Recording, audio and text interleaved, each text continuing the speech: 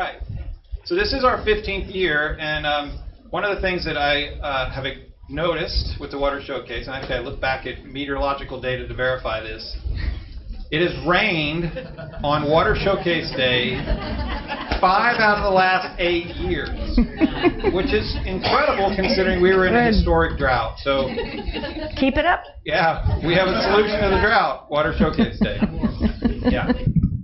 All right. So I got a few announcements here that I'm going to run through, and I'll introduce Mary Ann, and we'll start our first session. So as I noted, this is our 15th Water Showcase. We always try to do it on a World Water Day, which is on March 22nd, so Thursday of this week. The organizers for this event include the PG&E Pacific Energy Center, U.S. Green Building Council's Northern California Chapter, East Bay Municipal Utility District, the San Francisco Public Utilities Commission, and the American Institute of Architects local chapters Committee on the Environment. You can find out more about all those organizations and their sort of environmental stewardship through their own websites, which are linked through the event webpage. We have 41 exhibitors this year, so please take time to go and visit the exhibitors that we have arranged both on this floor and upstairs.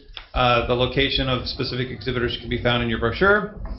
And one of the questions we typically get is, great presentations, I can't attend them all because they're simultaneous. How do I get the session materials for this presentation and all the sessions? They will be posted at the Water Showcase website.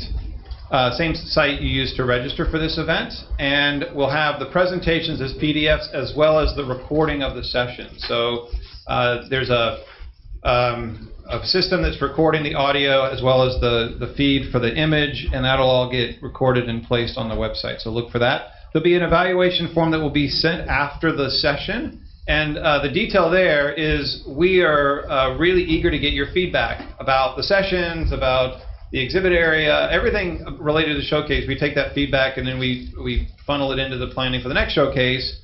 So one thing I would encourage you to do is take notes on the presentations that then you can leverage into your feedback when you fill out the Survey Monkey that we'll send out later today. So there's no paper feedback form, and we haven't printed materials, primarily because there's so much water and energy involved in the printing of paper. The only thing we printed is the brochure, which we figure is a useful thing for you to have as sort of your reference for the day. CEUs are also available. So if you're interested in the USGBC CEU, Continuing Education Credit, the number is on the screen. And you are to write that down and then report it to the USGBC as part of your CEU process. And then there's door prizes that will be drawn in this room at the end of the day. And now some safety and egress logistics. So in case of a fire, what we're going to do is go out those doors on the left side of the classroom for all of you. There's a few steps, and you're out the back of the building rather quickly. So and if you have to exit out the front, or you choose to exit out the front, that's your other means of egress is just a little longer. And in this case, with all the other exhibitors and attendees, it's a little bit more difficult. So this is quick. And then what we'll do in case of those types of emergencies is we'll meet at the corner of 4th and Howard Street, where there is a carousel. That's our congregation point. Raise your hand if you're familiar with the carousel at 4th and Howard. Follow those people. I'll meet you there, and we'll determine if it's safe to continue the showcase. There's a lunch provided. It'll be in the HVAC classroom around 11:30 on the second floor, so after this session. And there's lots of places to eat that we've set up, so look for those. Most of the food that we've packaged is in biodegradable containers, and the vessels in the back for waste are set up for compost, recycling, and then there's a trash bin. Try to keep the stuff out of the trash bin because most of the stuff we've provided for lunch doesn't belong in the trash. It's biodegradable or recyclable. And silence your cell phones.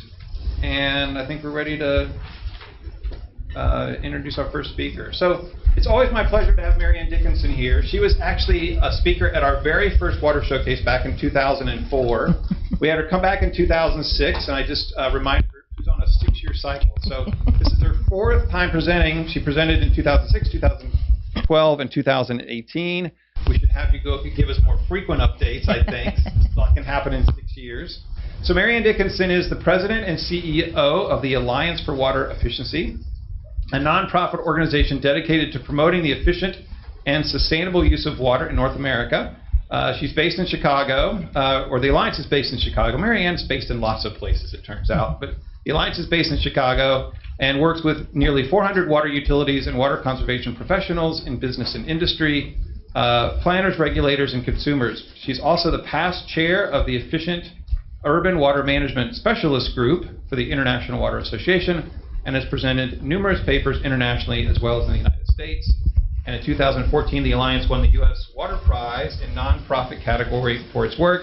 I should also note that Mary Ann Dickinson is the executive editor for the California Water Efficiency Partnership, which is a sort of a iteration or a evolution of the California Urban Water Conservation Council. And so she actually has a continued presence in California. Help me welcome Mary Ann Dickinson.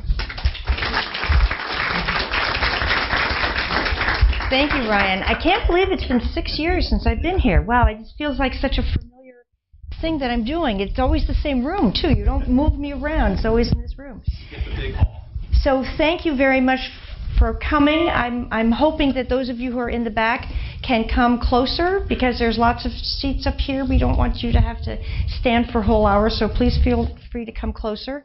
And before I start, I just would like to find out who you all are. How many of you work for a water utility on water conservation programs? Okay, good number of you. How many of you work in the green building area? Okay. And how many of you are in energy? Okay, so I'm going to try and talk to each one of you about your interests and your professional involvement. So what we want to do is use water efficiency and conservation as the glue across all of those disciplines. So there are 7 different issue areas that I'm going to cover in this time that I have with you this morning. And what I want to do is talk to you about how these issues relate to how water utilities do programs, not only here in California, but nationwide. Those of you who know me know that I spent a great deal of time, 20 years, working on water conservation here in California before we created the national organization in Chicago. But now I'm back, and there are still great similarities between national programs and what California does, with the added layer that California is a leader, has always been a leader, and continues to lead the country in the types of risks that it takes in policy and in programs. So what we're going to talk about today are some of those new programs and new research areas that we're undertaking, and we'll talk a little bit about how the Alliance for Water Efficiency and the new California Water Efficiency Partnership are connecting to each other. The partnership is going to be the first state chapter of the Alliance for Water Efficiency. And Lisa and I have a booth out in the exhibit area, so come and see us and we can talk to you more about that. But what my presentation will cover this morning is how we, as these two organizations, are dealing with policy advocacy in California and nationally, program planning for water conservation, technical tools to help not only water conservation professionals and utilities, but professionals in energy and in land use, how they can better incorporate water efficiency. And then what is the area of research that we are undertaking to help inform all of these activities. So we'll start with the first issue, and I start with advocacy because it's really kind of the lifeblood of what we all do as a community. We work towards pushing that envelope of water efficiency, getting it to be a lot more utilized and recognized by the consumer. Again, in California, you've made great progress in that, but we have to make that same progress in the United States and Canada. So what we've undertaken on a national basis has really started out being codes and standards, and plumbing standards in particular. We worked very hard in the early 90s to get these plumbing standards into the Energy Policy Act. So a lot of the early water conservation work to replace fixtures that were high flow with fixtures that were deemed to be more efficient, that began when the law went into effect in January 1st, 1994. Huge benefit, passive conservation benefit to water utilities. You didn't have to pay for this unless you wanted to accelerate early retrofit by incentivizing rebates. Otherwise, as consumers would go to the store, all they could buy was efficient equipment. That sort of started the pattern of market transformation. We then embedded those standards in building and plumbing codes around the country. Again, California was one of the first to do that. And now we have 4 states that have standards that are much more stringent than the federal standard. California, Georgia, Texas, and Colorado. Those are 4 states that now require WaterSense level plumbing fixtures that are beyond what the standards are in the Energy Policy Act. We've been working on appliance standards, dishwashers, clothes washers, together with the Department of Energy. But the whole codes and standards area has been historically an important area for us because hundreds of water utility programs have now linked to that. They take what are regular savings that happen if the consumer buys it on their own, but then they incentivize early replacement and get the savings a whole lot earlier. So this was the first big area that we worked on. And a couple of years ago for World Water Day, and this week is World Water Day on the 22nd, we calculated what these standards have actually saved the country. And we figured out that just doing toilets alone, just the standard for the 1.6 gallon per flush toilet resulted in, over a 20-year period, 18 trillion gallons of water. And if you're like me, you don't know what that means. What is 18 trillion gallons? Well, it's the 20-year use of 3 major cities in the United States: New York, Chicago, and Los Angeles. That's how much 18.2 trillion gallons is. So this is a huge benefit. This is the mainstay of conservation, and we continue to work in these areas. This is a chart that I'm hoping you'll go online and look at the presentation later, because we're not going to focus on that now. But it's showing you that we are progressing in green codes and green standards to further refine, embed a lot of these standards in codes. And so we do advocacy. We sit at these tables to participate in those discussions. Sorry to interrupt, Marion. Can I just do one thing? Raise your hand if you've got an open seat next to you. For those of you in the back, there's so many open seats. Okay. Please come. Please come sit. So I wanted to also talk for a second about the WaterSense program. It was launched in 2006. You can see me standing there next to the EPA administrator because the California Urban Water Conservation Council was very, very involved in pushing for the WaterSense label. So the day it was announced, we were invited to stand there with him for the announcement.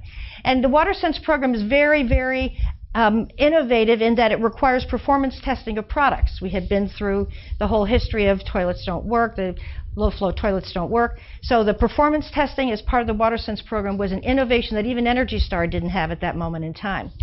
Now hundreds of products have been already labeled, plumbing fixtures as well as irrigation equipment, and there are new specifications in process. This has been a very, very important program, again, saving billions of gallons of water, but it's in trouble. So this is the advocacy section, to me the most important part of the talk. I need you to help us fight the fact that this program has been zero funded in both the FY18 federal budget and now the FY19 federal budget. We know that at the end of this week there will be perhaps some continuing budget resolution, and who knows what will happen there, but WaterSense will die this year if we don't get it authorized by Congress and funded. And that's the problem. It's not authorized by Congress. It had been only funded for 10 years by the EPA administrator as part of the discretionary funding. So now that the EPA administrator has 40% less money, there is not going to be any discretionary funding. It has to be authorized by Congress and budgeted separately by Congress. So we have a bill that's a vehicle for it, S 1137. They're putting the Water Resource Development Act amendments into that bill, and it's a bipartisan effort. There's not too many bills these days that are bipartisan, and this is one. So we're, fingers crossed. We're ramping up a multi-stakeholder coalition to work this bill and to try to get it passed, and so we'll need your help. We're releasing probably tomorrow a letter to EPA Administrator Pruitt asking him to still continue to fund the program.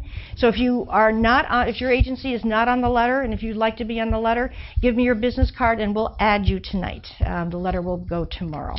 So again, this is the kind of advocacy that both the Alliance for Water Efficiency and the California Water Efficiency Partnership will do. We also are working to try to get conservation rebates to be tax exempt. If you work in conservation, you know that you've probably gotten angry phone calls from customers saying, why am I getting a 1099 that says now I have to pay taxes on this rebate? And this has been a problem we've had actually for quite some time. We just never had many rebates that totaled more than $600 a year for most customers. That's what the tax law says. Anything $600 or more in a calendar year must receive a 1099 to document that. So the utility has to issue that. And now with the cash for grass rebates, many rebates are over $600. And so we're getting quite a bit of pushback on it. It's a problem because these cash for grass programs are so prevalent and have done so much work, particularly in California, that it's caused a real negative consumer reaction, which now is turning into a disincentive to customer participation. You get this kind of feedback in papers. Water conservation rebate recipients surprised to learn their rebates are taxable. U.S. tax policy undercuts California water conservation push. You have to fix this. On the state level, the state has exempted those rebates from state taxes, but they're not exempt from federal tax, and so this is something we're working on as well. And we've formed a coalition together with the Western Urban Water Coalition to try and address this tax exemption issue. It's been hard. We're actually working with a lot of advocates in Texas. Texas predictably has a stronger voice in this Congress than California. I don't think I'm telling you anything that's a surprise. So we're working with our Texas representatives to try and help address this issue. But it's really being felt in California. And Congress knows this, which is why some of the congressmen might not be too sympathetic to help out California. Senator Feinstein tried to get this into the last tax package. Mitch McConnell said, so if I put it in, will you vote for the bill? She said, oh, no. So we didn't get it then. Not that we expected it, but we're working on it. We'll continue to work on it. We also do state policy advocacy, and this is an issue that we're working on very closely with the San Francisco Public Utilities Commission. We did a project together with them, holding hearings around the state to develop an on-site, non-potable water reuse policy for the state of California. And what that means is that commercial buildings, in San Francisco they've been piloting this, commercial buildings of 250,000 square feet or more are required now under their ordinance to have an on-site system to reuse the water for non-potable purposes like toilet flushing and irrigation, non-drinking water purposes. And it provides great resilience and great benefit to San Francisco. So what we want to do is figure out a way that we can enable other communities in California to do the same thing. So we'll be releasing the report from those workshops that we held around the state, and there is legislation that's been proposed. It's going to hearing on April 4th, SB 966, and that will provide the enabling authority to enable communities to adopt a similar ordinance to San Francisco's if they wish to. It's not a requirement, but it's an enabling statute. So this is the kind of advocacy that we are doing to try and promote water efficiency programs. Second issue, and probably the most important one for many of those who work in water utilities here in the room, is helping you meet mandatory legislated targets and determining the level of cost effectiveness for you for this long-term conservation. So there are lots of models that have been developed to help water agencies deal with this. The Mouse Water Management has the DSS model, which is available through the California Water Efficiency Partnership. But AWE years ago built something called the Water Conservation Tracking Tool to actually help utilities track what and build scenarios of what conservation programs could help them meet those legislated targets. And it's kind of a simple process. It takes the avoided costs that a system has for not having to deliver water, not having to build new infrastructure, and it combines it with demand management information, and then you know, how the baseline demand is growing, and then combine it with conservation measures and mix it all together, and then the outputs are a savings analysis, benefit cost analysis, revenue and rate impacts, and energy savings. And I'll show you some quick screenshots of this. It's intended to be a really easy tool for water utility professionals to use. I'm not an Excel whiz, and so I'm usually the guinea pig that tries to work through all of our spreadsheets, and if I can figure it out, I think pretty much anybody can. But we've designed it with great graphic interfaces so that you can see what your utility picture is as you're entering the information. And it prompts you with all the right questions. Again, I'm not going to go through the sheet. I just wanted to show you sort of what it looks like. You can choose conservation programs in a dialog box that then adds them to a sheet as you choose them, and then gives you the ability to say, well, how many of those do you want over a course of a year? So again, this is a pretty easy thing to use, but then the outputs are spectacular, because it'll show you for all of the programs you've chosen what your savings profiles will be. So here's residential high efficiency toilets, single family, annual water savings by year. The red area is what would happen automatically with those codes and standards I just talked about. The blue area is what you're paying for early replacement. So you really see exactly what savings you pay for versus what you would have gotten otherwise for nothing. And then it plots it alongside your base demand. So your baseline demand, unadjusted baseline demand, is that top line, that purplish line. The red line is what you would have been saving from the codes and standards alone. So if you did nothing else but that. And then the blue line is all of your conservation programs. How much have you reduced your service area demand with these programs? So it's a real simple spreadsheet to use. It has all the tabular data for the geeks in your office who want it. And then it gives you a way to stack the cost effectiveness of the programs. Here's sorted by utility unit cost. So you see your cheapest program is shower heads and single family. Your most expensive program is large landscape turf replacement. So it enables you to stack it. You can see up above where it's red, where the numbers are red, it shows you it's not cost effective to do that activity, but the total conservation program together is still 1.6, which is very cost effective. You're getting lots of benefit you're getting $1.60 back in benefit for every dollar you spend, and that is overall cost effective even if individual activities are not. But you can remove them, pull them out, and then see what your charts look like. You can sort it by participant net present value. You can sort it by unit cost ranking and compare it. Those pink bars are comparing it with water loss, leakage recovery. How does that compare with your demand side programs? So these are the kinds of tools that we have built to help you do this. So as a member of the California Water Efficiency Partnership and the Alliance for Water Efficiency, you get this tool for free, and you get support to help you use it for free. But one thing it does that we are especially proud of it is it helps you track what your conservation program does to the revenue requirement of your utility. I mean, how many of you have your CFOs come to you and say, stop, we're losing water sales, right? So this shows you how, if you're paying as you go with funding your conservation program out of operating revenue, it shows you where you have to increase every year. The red bars show the increase in your revenue requirement. If you debt finance it, it's reversed. So you're paying for it over the long-term benefit period of the program, and it doesn't give you so much rate shock. So these are the kinds of tools that we've built to help. And here's a chart from Los Angeles Department of Water and Power, where they calculated in one of their studies that they did what their passive program potential is, what their maximum cost-effective potential is, and what their technical max potential is, and what a theoretical ceiling would be. So they figure out a mix of investments that makes sure that they maximize as much as possible what's cost-effective for their system. So the third issue I wanted to go into is that water and energy connection. I promised I would talk to you folks in energy about how water efficiency is helping to save energy. I don't think this is breaking news to many of you. We all know that saving water is saving energy. But we probably don't really realize how much of that is happening.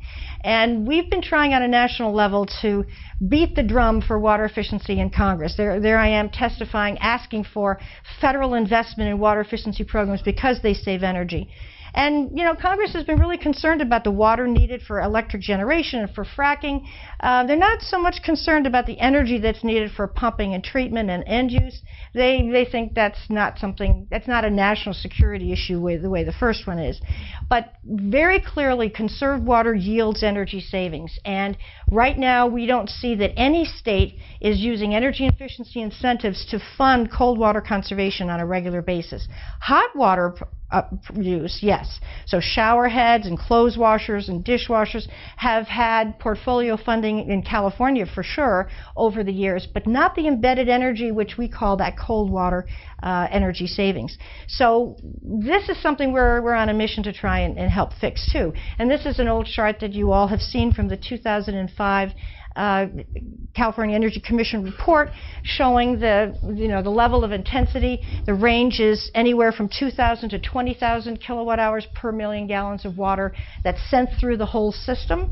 And while that looks like a big range, it's even bigger actually. My home district in Lake Arrowhead is 24,000 kilowatt hours per million gallons when we take state water project water. So it depends on the supply source, and that's why those ranges are the way they are. So what we want to do is take a closer look, and we're working with the UC Davis Center for Water Energy Efficiency. They've done some spectacular work to quantify how much energy has been saved by water agencies during the drought. And you see the multi-bar chart on the left shows you the energy utility, the IOU portfolio, which I think is something like $800 million a year of funding. So that's what they've funded in their efficiency programs in the various types. And then you see the total electricity that's been saved by all of the water agency programs, both public and IOU.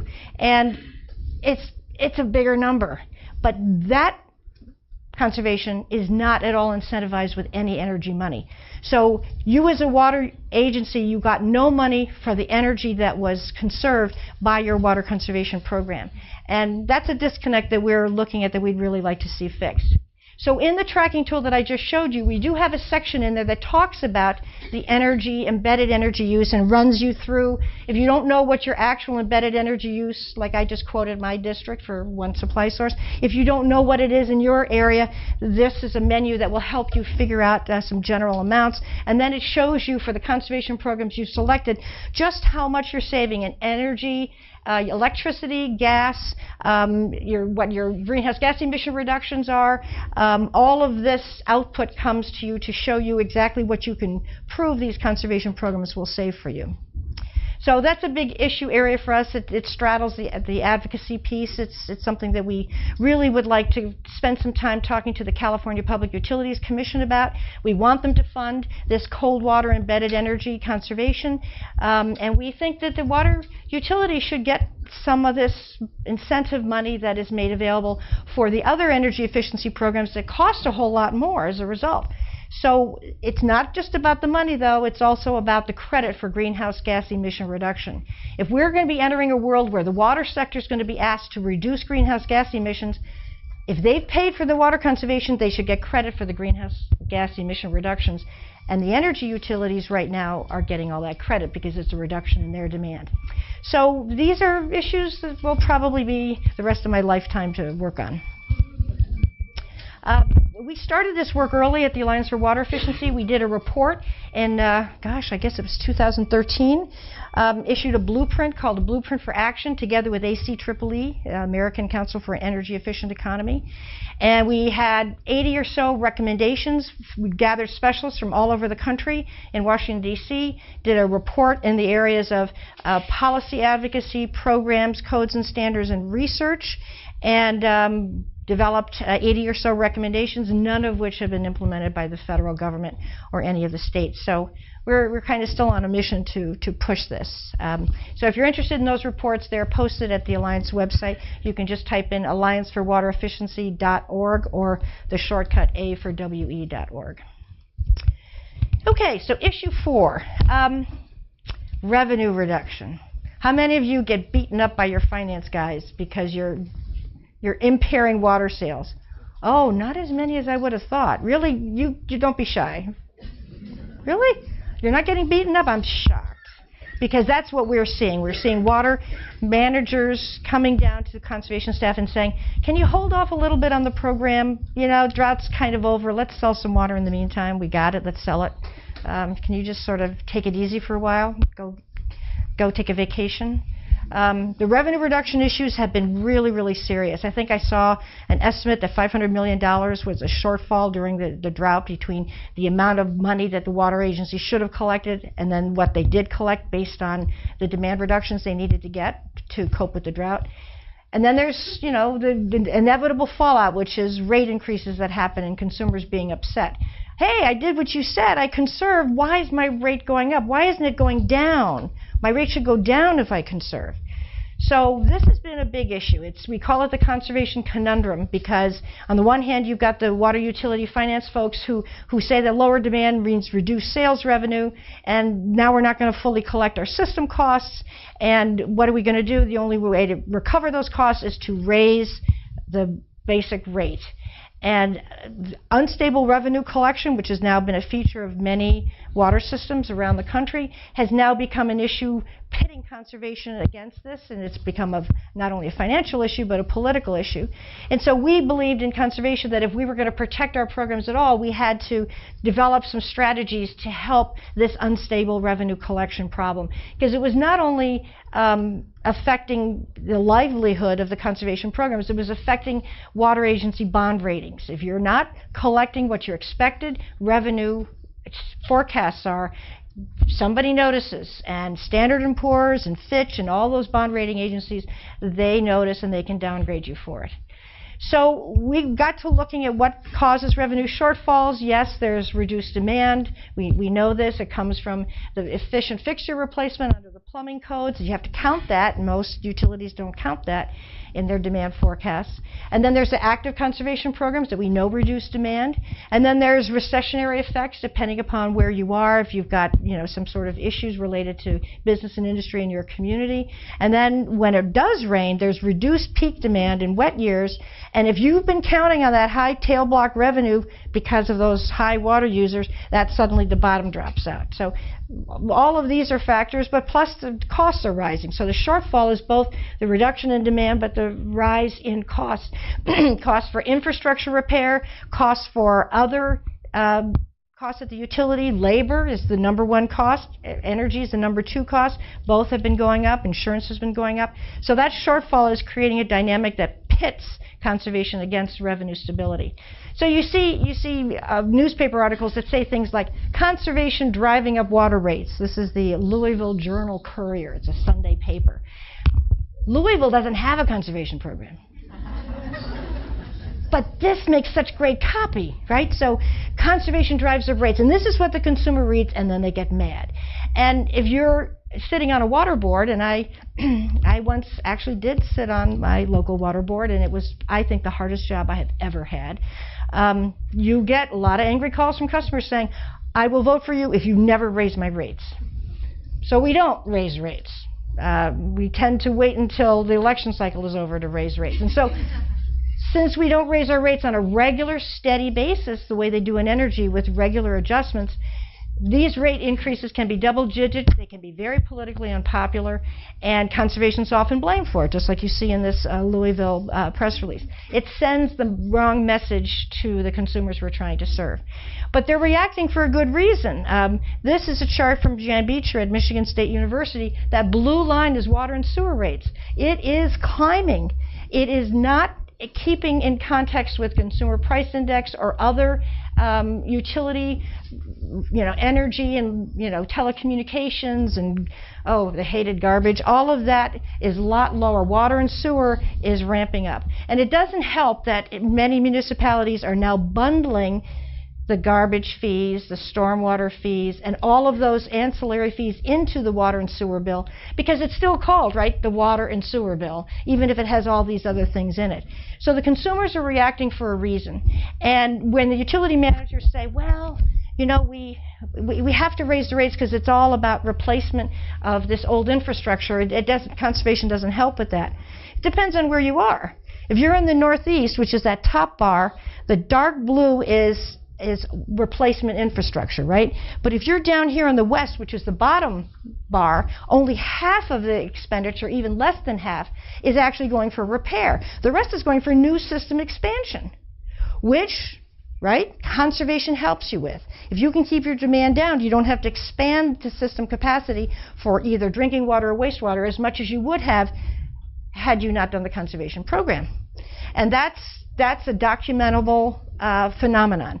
And this is from the M52 Manual from AWWA. It's a chart that shows how conservation reduces the need for new capacity. If your baseline demand without conservation is the black line, and the dotted line is what your demand is after conservation, you see the existing capacity line goes further. It can go maybe 10 years further, and then when you go to build it, you don't have to build as big a facility because your demand has been kept down. And that phenomenon is what we track in our tracking tool. It helps analyze, that avoided cost that you now, with the conservation program, it makes it cost effective to do the conservation program. So we really believe that conservation is part of this answer. It's a messaging problem with the consumer. We do feel that many of these water agencies need help in adjusting this, negative and unstable revenue situation, and they need help educating their customers that conservation is a long-term cost reducer. It doesn't make rates rise. I mean, that's the mantra, right? Conservation makes rates rise. Long-term, it actually doesn't. And so we started taking a look. We had the benefit of a water conservation program that was going on for 30 years in the city of Westminster, Colorado. So we took a look at all of their long-term costs, and they were like everybody else. Citizens were complaining, I've been conserving all these years and my rates are still going up. So they took a look at what their marginal costs would have been for future infrastructure if they hadn't done this conservation program. And what they figured out was since 1980, conservation has saved residents and businesses 80% in their tap connection fees and 91% in rates compared to what it would have been had they not done conservation. So the rates would have been double had they not done conservation. And this is not a story that's pretty typically told. So we began to take a look at other places where we could tell that story. We did another study in Tucson, Arizona. We did another one in Gilbert. And now we've just finished one that Tom Chestnut's finished for us for LADWP, and that will be released very shortly. Same good news story, that long-term conservation helps keep rates down. And that's a message that we need to get out there. So we started this program called Financing Sustainable Water at the Alliance for Water Efficiency, and a lot of California agencies participate in it. And we provided a lot of practical resources on a website that's called financingsustainablewater.org. And there's a handbook to explain the key concepts of stable rates that also have conservation signals. We have a public domain rate model where you can model various rate scenarios, very simple interface to do that. And then there's a lot of information on the web that documents latest research. There's a blog on current issues. All of it is on one place so that if you have a finance officer who is concerned about this, you can send them to that website. And we have a couple of videos. This is a video called Water What You Pay For. It's a 3-minute video. You can link to it directly from your website. And it just shows with this little meter here how the water rises from zero when it's at the source, going through the system, being treated, being used by the consumer, going through the wastewater treatment system, and then out to discharge.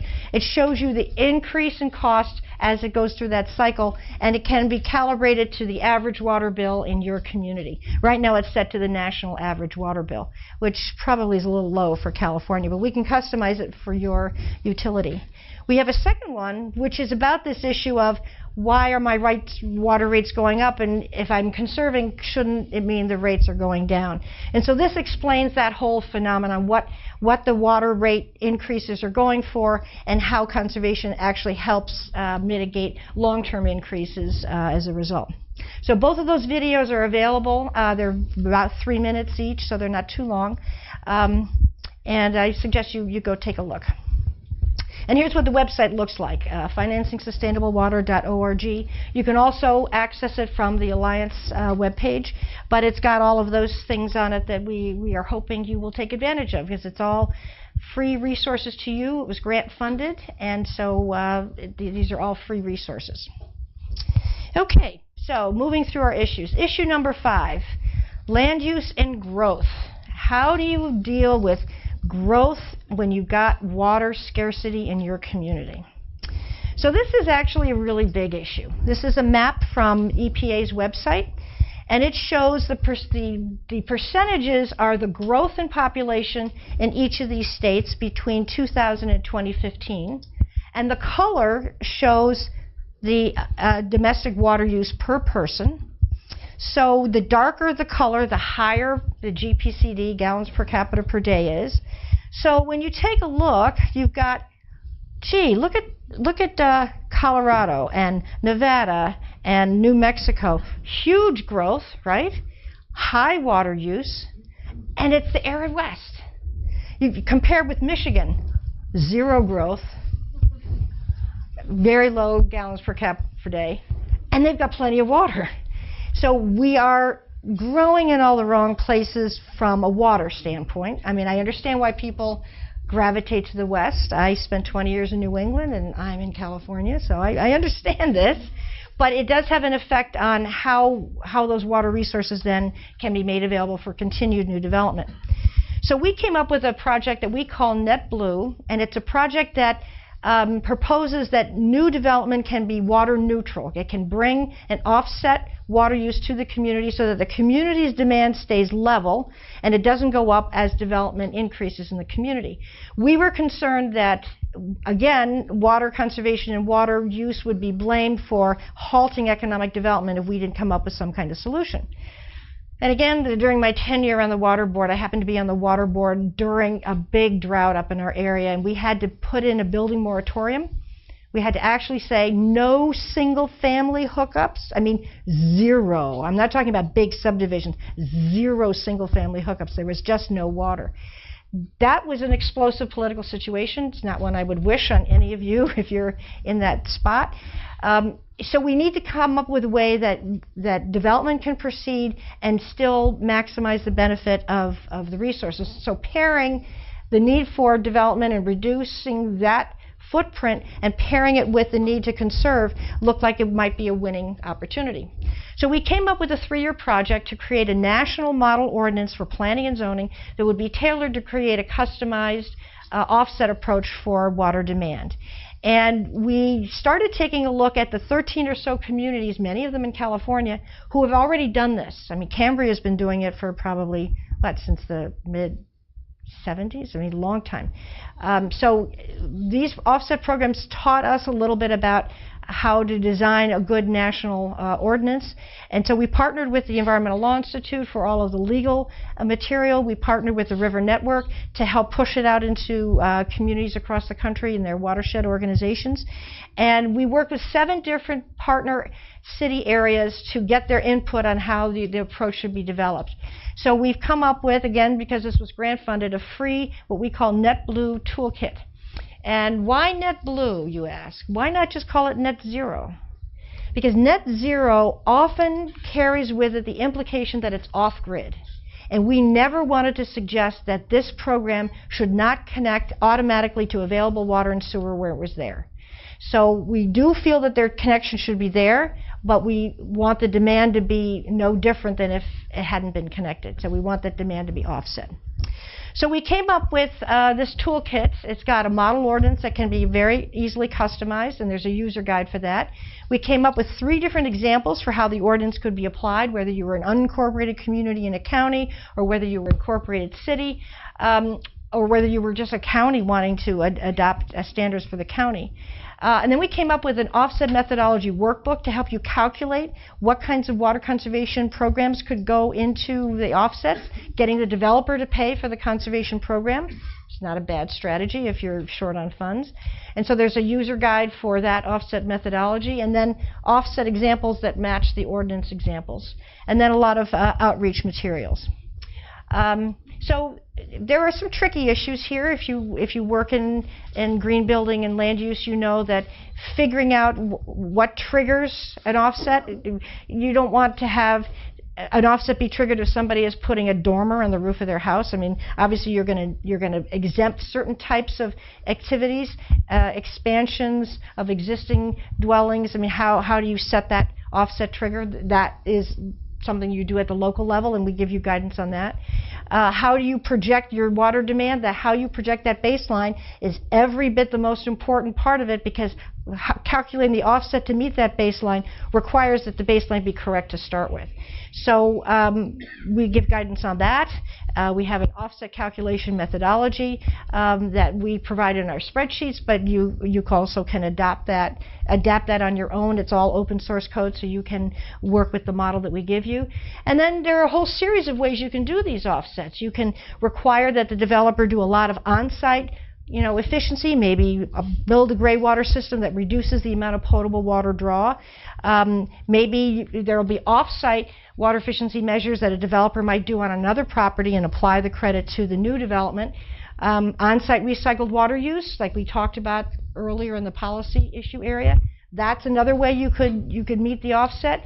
And stormwater capture and credit, that is also part of this offset methodology. So it's a very comprehensive package that helps, again, a community figure out how it can be water neutral going forward and not impair its economic development.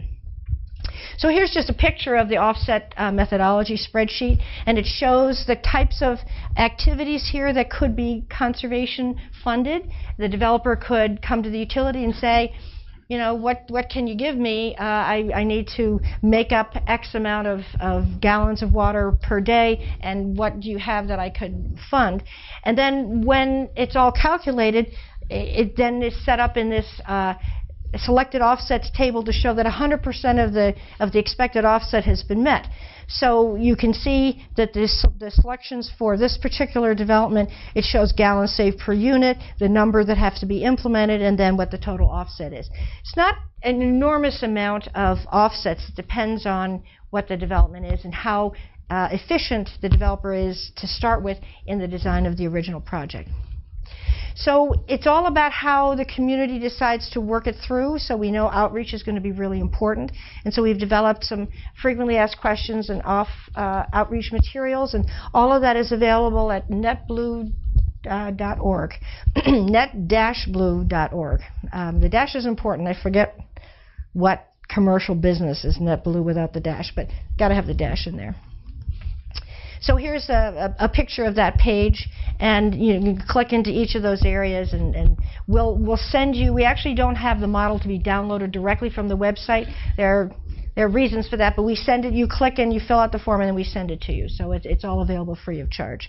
And we'd love to talk with you about your experience in using it, and if your community might be interested, we'd love to work with you. So come see me afterwards. Okay, so issue 6, we're moving along here.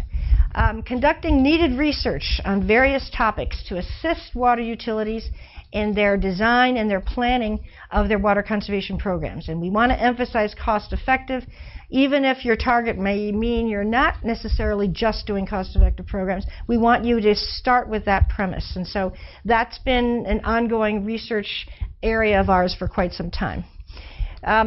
A recent report that we did at the Alliance for Water Efficiency was to incorporate the lessons that Australia learned during their 10-year millennium drought. They had a drought, a very extensive drought, that was like our 5-year drought here in California, but it went for 10 years. So you can just imagine if you had to go through a whole 10 years like that, what you would have been going through. And Australia's lessons were very valuable to us, especially the investments that they made. The big takeaway for me was the countrywide investment, the bonded kind of investment that we don't seem to do in California or don't do at all on the national level. That investment was very prevalent in Australia and did quite a bit of demand reduction as a result. And they viewed it as no regrets options. That was the terminology that they used on a consistent basis. They also did a lot more outreach than we typically do here in the U.S.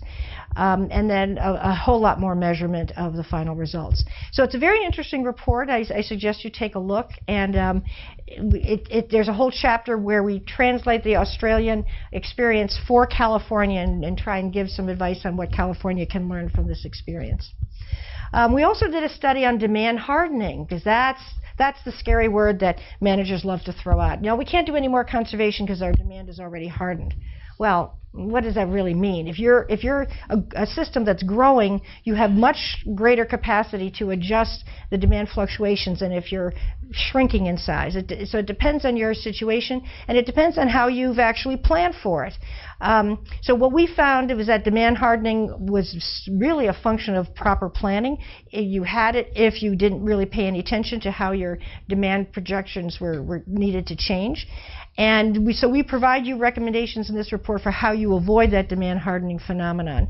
And we provided 7 case studies that showed that demand hardening was not an issue in these 7 areas around the country, and a number of them were in California. So that's another report that you can download from our website. We just finished a new analysis of the national economic benefits of water efficiency. And again, you know, we're talking in Congress about a national infrastructure bill, so we wanted to trot out an analysis of how water efficiency compares favorably in infrastructure investments. And so we released it in December. There's a webinar that you can listen to free of charge. And basically what it says is, if the federal government would decide to invest $10 billion in water efficiency, it would boost our GDP by $13 to $15 billion. So it's not only cost effective, it's an economic benefit multiplier. And it can create between 120,000 and 260,000 new jobs. And the reason the range is so wide is it depends on what types of conservation programs you're funding. Obviously, the non-revenue water and leak detection programs are going to be more labor intensive than, say, a toilet rebate program would be. But depending upon the selection of the program, it could be as much as 260,000 new jobs. And could save between 6.5 and 10 trillion gallons of water. So that's a lot of water savings for a $10 billion investment, which, when you think about it, is not really that high. The stimulus bill, the Obama stimulus bill, was $780 billion, and we got none of it for water efficiency. Here's another study that we did that we would encourage you to take a look at. We were asked by a number of our water utility members to take a look at whether issuing rebates for retrofitting households, single-family households for gray water systems, whether it was cost effective. And the answer is, depends, sometimes not. So what this does is it actually goes through the analysis. It depends on what your avoided costs are, whether the rebate's worthwhile. It depends on the true cost of installing the system. And of course, you've got consumers who want to do the right thing, and they'll pay the cost. It doesn't really matter. But whether the utility should invest in it, that was the question we were being asked to look at. So this is a report that we have also on our website, on the Alliance website. And the whole purpose was to calculate cost effectiveness and give guidance to water utilities about what they might be wanting to invest in. And so your local conditions may be such that if you have extreme scarcity, yes, this is something you will want to invest in. And the report goes through those kinds of scenarios. We also did, in conjunction with our friends at the Food Service Technology Center in San Ramon, a commercial kitchens water efficiency guide. And we're really proud of this document. We know that water conservation is hard in the commercial sector. It's hard to get the attention of customers, but residents are easier to get to, and so we spend more time talking to our residential customers. But it's the restaurant managers that are really the guys we really should spend a lot of time courting, because restaurants use a lot of water, have a terrific water efficiency potential for savings, and we need to spend the time to help them achieve those. So the guide that the Food Service Technology Center wrote for us goes through the steps of creating an action plan for a restaurant manager. It's geared to the restaurant manager. It's not geared to us in water conservation as planners. It's geared to the restaurant manager who has a million things going on, and the last thing they want to do is spend time talking about water conservation. Unless they see the actual benefit to them, they are not going to focus on it. So we designed this guide to help do that. And it's a free PDF guide to AWE and CalWEP members, and we have some bulk printed copies that can be distributed to restaurant managers. As I say, we're really proud of this guide. We think it does a terrific job at going through those water efficiency issues, and I think Amin is going to be talking later, so I encourage you to go and hear him talk. We're also doing studies on outdoor water savings, and you'll hear from Tom Chestnut later on this afternoon. Go to his session where he'll talk about the landscape transformation study that he's doing for us. The work's underway. We have 15 participating agencies that are helping to fund it, and we'll have final results sometime late this summer, early fall. And that study is going to be looking at the issues involved in how you get consumers to respond to transforming their landscape, what were the drivers there, what are the issues and savings related to that.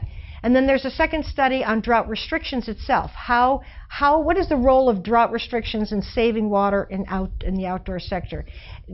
What if you just looked at the drought restrictions alone, separate from the other programs? Are they an effective mechanism? Are they permanent reductions, or is there bounce back?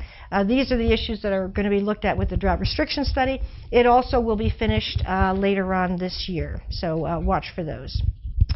And then tomorrow we are officially releasing a 2017 state scorecard. This is a scorecard that looks at all of the states in the United States and ranks them on how well their state laws and their state regulations are promoting water efficiency. And we did one of these in 2012, and California was on top in the 2012 report. It is also on top in 2017, but I got to tell you, Texas was only 1 point behind. It gave me a heart attack. I thought, how can we publish a report that says Texas is better than California? There was something upside down in the universe.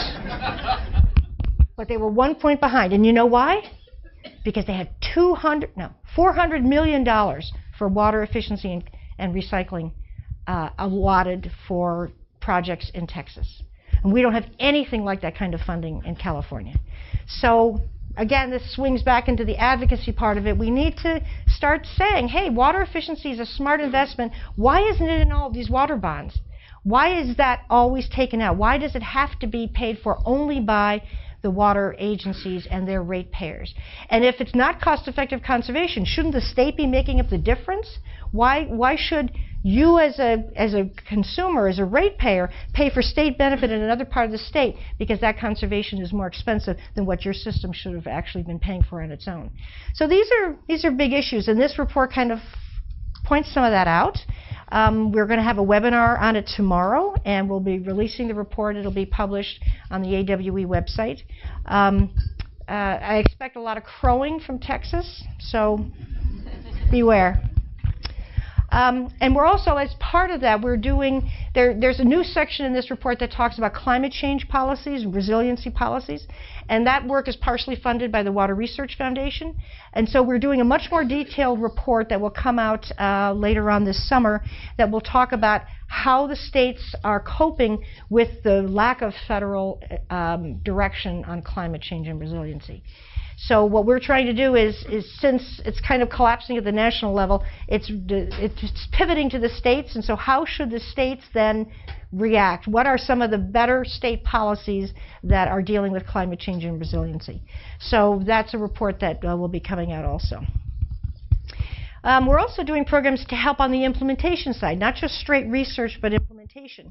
So we have a project on AMI, automatic metering infrastructure, that will help our water utilities not only bid the correct systems that can talk to each other. If you're bidding a new AMI system and you already have existing AMI, you have learned the hard way that right now those systems don't talk to each other. We're going to help you get interoperability guidelines in your bid specs so that they will be able to talk to each other. And we will be providing lots of information about how you maximize the benefit of AMI. We know that AMI is more expensive than AMR. AMR is just automatic meter reading.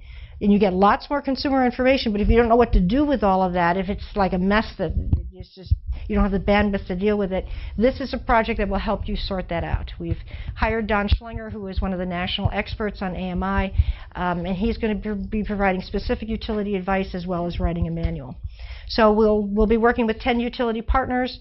The project will be done in early 2019, but the manual itself will be a resource that will be available to everybody.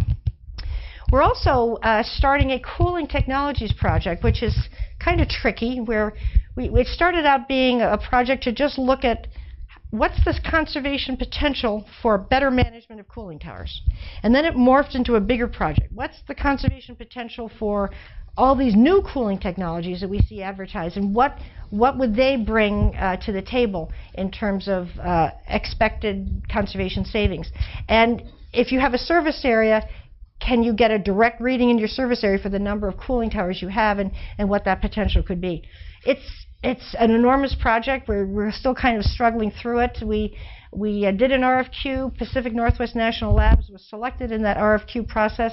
I think they are struggling with the fact that there isn't a lot of consumer data about this, and a lot of this is going to have to be created. So we're still working on this one. But this is one that we're going to be spending a fair amount of time on, because we know, like commercial kitchens, cooling towers are a big deal. And if we can better manage cooling towers and get the demand down for those cooling towers and cooling technologies, that'll be a big benefit we can provide to everybody. And then the last research project is one that came out of Texas, our buddies in Texas. The San Antonio water system said, you know, we want to do what Google does. We want to do what all of these companies do when they figure out what consumers want to buy and what consumers, how they behave. And we want to do predictive analytics in water conservation. And while that sounds simple, that's actually tricky too. So what we're trying to do is come up with a project that will do some exploratory research to figure out how we can profile our customers to know what to improve the uptake of conservation programs. You know, we know that the high-end water users have to be approached differently than the low-end vulnerable populations. We know that there are some commercial users that don't respond to anything. How do we get them to respond? So using predictive analytics, that's what we need to figure out how to bring to the water conservation world. We're still struggling with it. Scoping is underway, but if you're interested in this project, let me know. You can be part of it at the ground floor. And then I'm close to being done. Sustainable landscaping market transformation. This is a big initiative of the California Water Efficiency Partnership. They're undertaking a community-based social marketing survey with implementation and findings. Right now there are 4 participants, and you see them listed here. And the findings will be published this spring, and we'll be doing training on that. So if you're interested in more information on that, Lisa will be talking about it and is also out at the booth. And the last issue is just training. We know that there's turnover in the field. I just got an email this morning that the guy we worked with in Westminster on his 30-year conservation program, he's retiring. Big changeover in the conservation world, and we need to be training the new ones coming in, so it needs to be an ongoing process. And at the Alliance we do a lot of webinars. That's just a list of, we had 13 webinars in 2017. We're going to have probably just as many in 2018. But webinars are not enough. We want to build an online interactive course module. We do rates workshops now. Those are in-person actual activities like you're doing here, and they've been well attended. But we need to do a lot more of that. And the California Water Efficiency Partnership has piloted something really innovative that I love. It's called peer-to-peer training. This will be the 3rd one that it's going to do, and it's going to be here in May in 2018. I doubt we'll get 800 to 1,000 people, but we usually have at least 200 who come, and it's peers training peers on a variety of topics. So it's 2 days with 2 tracks, and that's the sort of program cover from the 2017 one that we did in San Diego. But this is a training opportunity that covers a wide range of topics and gives real specific advice. How do you design an evaluation program? How do you start doing your NRW assessment? I mean, very specific, grounded training techniques. So watch for that. And then, as I mentioned, there will be training connected to the community-based social marketing landscape project that Lisa is managing for us. And we'll also be issuing publications later on this spring on the watershed approach to sustainable landscaping. So watch for that. That's going to be a terrific resource when that comes. So here's our information. You see the Alliance for Water Efficiency logo. Last year we celebrated our 10th year. And then you'll see the California Water Efficiency Partnership, which has the same swirl as the Alliance logo. So there was a method to our madness to connect us all together. So our first state chapter. So we're really pleased that this has all come together, and I'm especially pleased that I'm back in California. So thank you.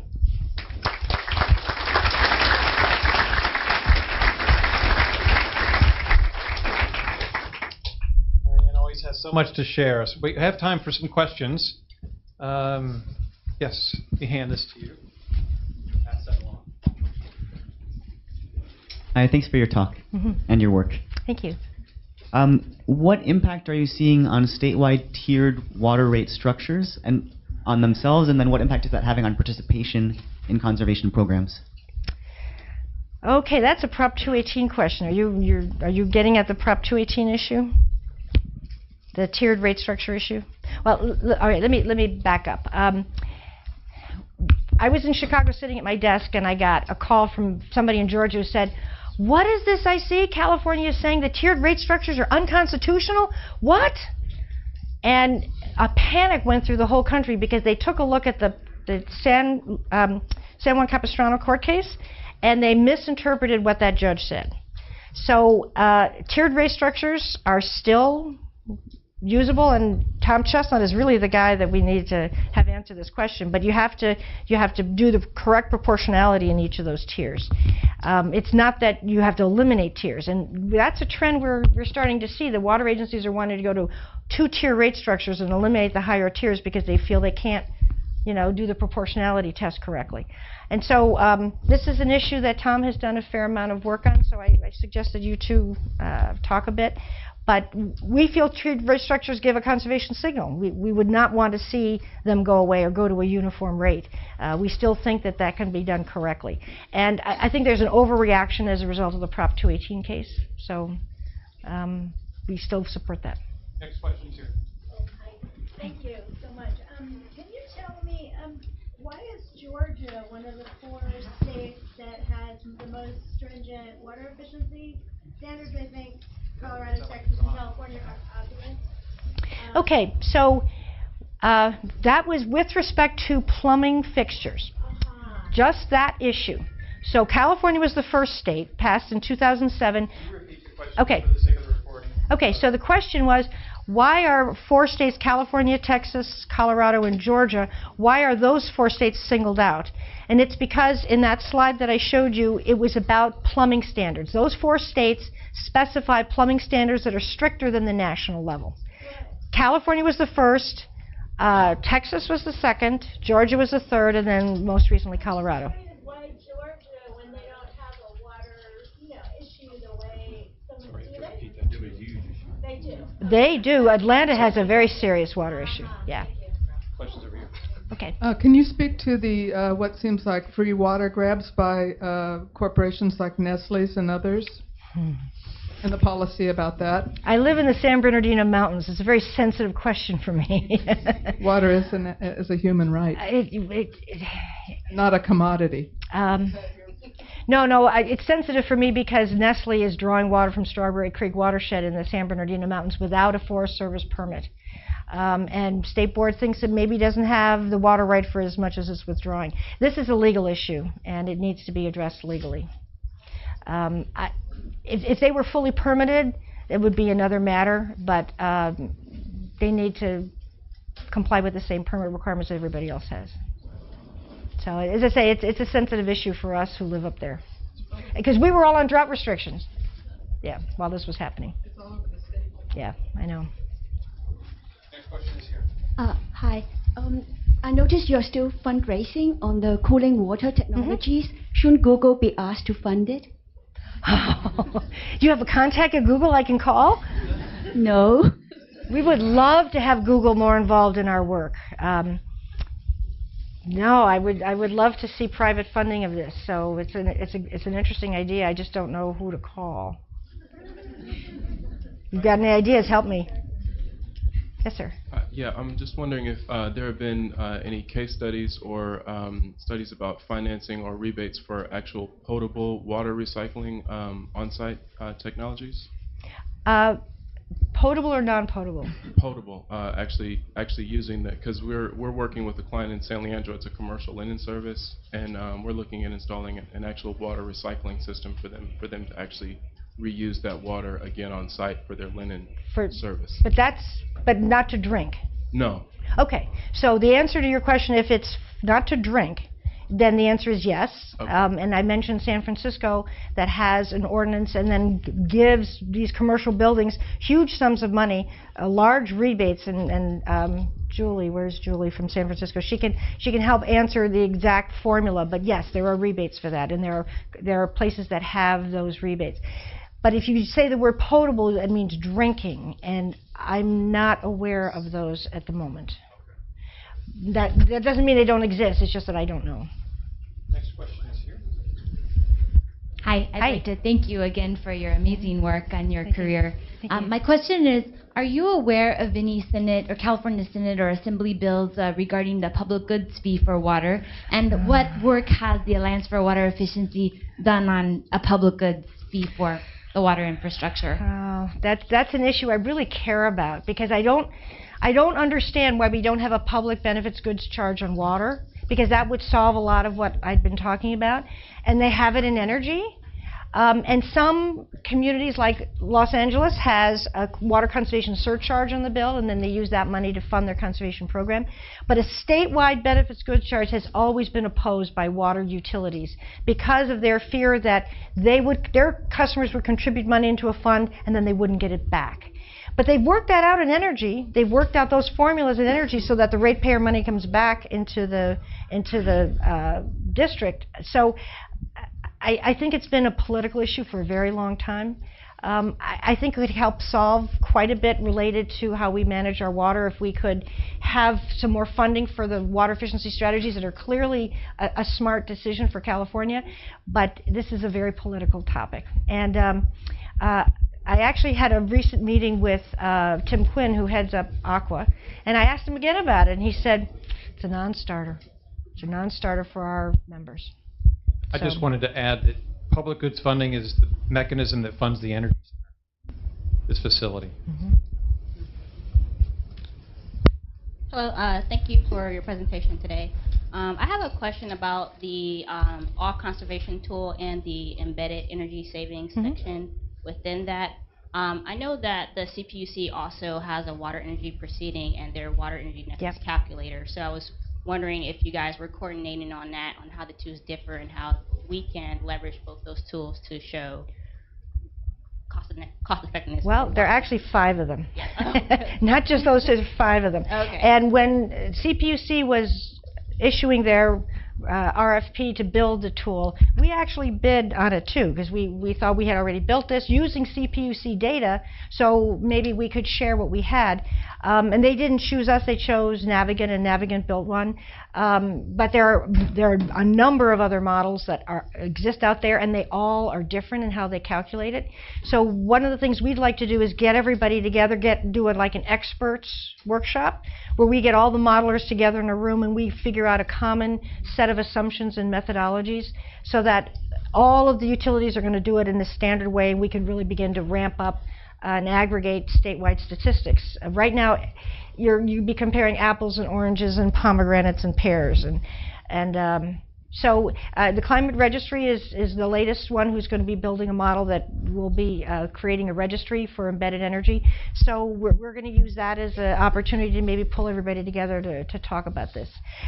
To me, it doesn't matter whether it's we'll change our model to be whatever it is that the state agrees is the proper methodology. But we need to resolve those conflicts, because right now they're there. Okay, they're all great, different. thank you. Great questions. Who's next? Time for a break? Oh. I had heard a lot of the categories of water efficiency, but at the same time, there doesn't seem to be any issue being addressed on water quality. The category is we could save all the water we can, but we can't use it. What's the next step? So the water quality issue never had much intersection with water conservation until recently, and now it does. Because as the flows decline out of fixtures and buildings, and as the flows slow down in distribution systems, we are creating water quality problems. So you can have a utility system where you're asking the customers to water their lawns once a week, but then every couple of weeks they see thousands of gallons open in a hydrant rushing down the street because the utility had to flush the system to pull the chlorine residual through. because as the flows slow down, the water quality is disintegrating. So we have issues. We have issues with plumbing fixtures inside buildings, where if you have very low flow fixtures that are not used enough, sometimes they can be attracting contaminants like Legionella. So we've had green buildings with Legionella outbreaks. It's been quite a shock to us. So we're trying to figure out what the intersection is between these declining flows in both fixtures and buildings and in utility distribution systems and wastewater systems, and figure out where their optimum areas of concern. How can we design standards that make sure we're not compromising water quality? Because that's not an option to do that. We need to make sure that we don't go so low that we're actually impairing the ability for people to drink safe drinking water. So it's a concern we're looking into. There's a lot of research that's going on. Mark Edwards of Virginia Tech University has been the leader in doing a lot of work in the green buildings and how much bacterial growth there has been, pathogen growth in these green buildings. So our last question's coming from the front of the class. I want to thank you again for just all the work you've done all these years, and it's just impressive. Yeah, my son says, when are you going to retire? I don't know, I'm having too much fun. You can't, because the guy just retired, you can't. My question relates to water conservation. It's just like water itself is very local, and we have so many different agencies doing different kinds of water. Is there any movement toward regionalizing or just consolidating agencies, and your thoughts on that? Well, consolidation has historically been the purview of public health agencies around the country who want to take these small systems and aggregate them so that water quality is not compromised. But California has a different problem. In addition to the small systems, it's got layers. So you not only have it expanding this way, but you have deep layers of nested agencies. And consolidating all of that would be a huge endeavor. Huge endeavors. The smaller the system, the more difficult it is for the system operators to respond to the changing legislative requirements, and certainly water conservation. There's usually, if you've got a system that's only got 200 connections, you don't have huge capability to address this. It's like in Texas, they have thousands of these little districts called municipal utility districts, MUDs, and they are all between 100 and 250 connections. And these guys are undercharging. They don't even collect the fixed cost for maintaining the system.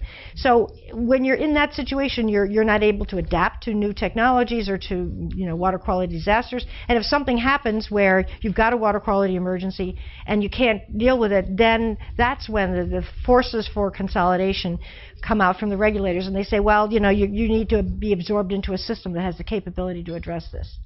But regionalization is informal right now. So to give you an example, the Bay Area Water Conservation and Supply Agency, BOSCA, I think I got that right. BOSCA aggregates the water utilities into conservation programs for the purpose of getting that economy of scale, even though they're all still separate agencies. So that informal regionalization is already happening in a lot of places. Help me thank Mary Ann. Thank you.